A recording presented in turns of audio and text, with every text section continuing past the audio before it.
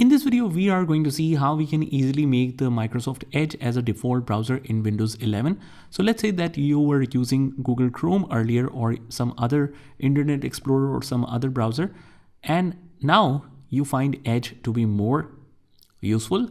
Here's how you can make that totally as default browser in Windows 11 for all of the extensions, including the PDF, HTML documents, or whatever.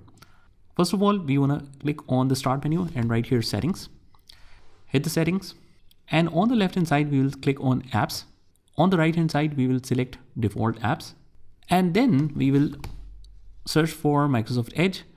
We will open that and we click on set as default. It will change it for most of them, but for once it is not converted, like for SVG and other formats, you can just manually click on that and you set it to Microsoft Edge just for a couple of apps or extensions, and that is all we have to do.